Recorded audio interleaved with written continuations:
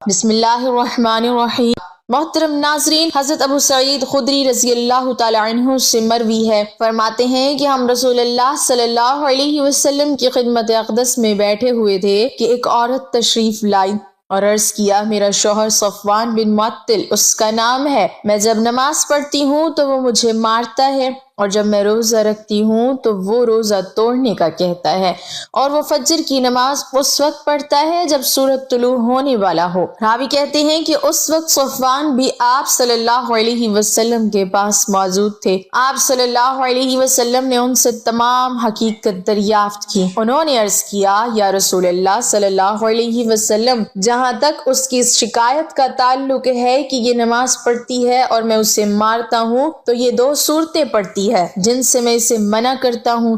چنانچہ رسول اللہ صلی اللہ علیہ وسلم نے فرمایا، ایک صورت ہوتی تو وہ بھی لوگوں کو کفایت کرتی۔ صفوان رضی اللہ تعالیٰ عنہ نے عرض کیا، جہاں تک روزہ توڑنے کا حکم ہے تو یہ مسلسل روزے رکھتی جاتی ہے اور روزہ ترک نہیں کرتی، حالانکہ میں جوان آدمی ہوں اور زیادہ صبر نہیں کر سکتا۔ رسول اللہ صلی اللہ علیہ وسلم نے فرمایا، عورت اپنے خاوند کی اجازت کے بغیر نفلی روزہ نہ رکھے۔ صفوان نے عرض کیا، جہاں تک اس کا یہ کہنا ہے کہ میں سورج نکلنے کے وقت نماز پڑھتا ہوں، اے اللہ کے رسول صلی اللہ علیہ وسلم، ہمارے متعلق مشہور ہے کہ ہم اس وقت تک بیدار نہیں ہوتے جب تک سورج طلوع نہ ہو۔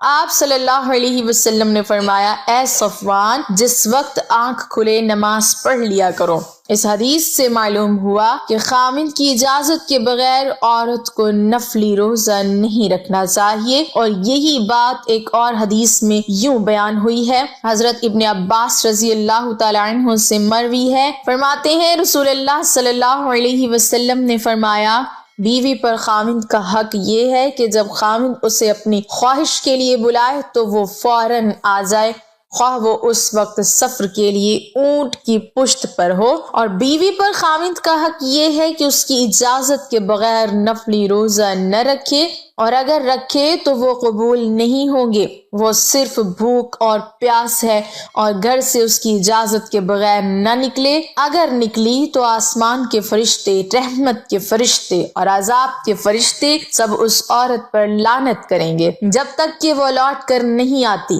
حضرت ابو سعید خدری رضی اللہ تعالی عنہ سے مروی ہے، فرماتے ہیں، میں اور رسول اللہ صلی اللہ علیہ وسلم عید الاضحیٰ یا عید الفطر کے دن عیدگاہ جانے کے لیے نکلے تو راستے میں عورتیں ملی۔ آپ صلی اللہ علیہ وسلم نے فرمایا، اے عورتوں کی جماعت، خیرات کیا کرو، کیونکہ مجھے دکھایا گیا کہ دوزخ میں عورتوں کی تعداد زیادہ ہے۔ عورتوں نے عرض کیا، یا رسول اللہ صلی اللہ علیہ وسلم، اس کی کیا وجہ ہے؟ آپ صلی اللہ علیہ وسلم نے فرمایا، تم لعن طعن بہت کرتی ہو اور خاوند کی ناشکری کرتی ہو، اور میں نے ناقص دین اور ناقص عقل رکھنے والی کسی ہوشیار مرد کی عقل کو تم سے زیادہ ضائع کرتے کسی کو نہیں دیکھا۔ ان عورتوں نے عرض کیا، یا رسول اللہ صلی اللہ علیہ وسلم، ہمارے دین اور عقل میں کیا نقصان ہے؟ آپ صلی اللہ علیہ وسلم نے فرمایا، دیکھو، عورت کی گواہی مرد کی گواہی کے نصف ہے یا نہیں؟ وہ عورت بولی، بے شک۔ آپ صلی اللہ علیہ وسلم نے فرمایا، بس یہی ان کی عقل کا نقصان ہے، اور جب عورت کو حیض آتا ہے تو وہ نماز نہیں پڑھتی اور نہ ہی روزہ رکھتی ہے۔ انہوں نے عرض کیا، بے شک۔ آپ صلی اللہ علیہ وسلم نے فرمایا، بس یہی ان کے دین کا نقصان ہے۔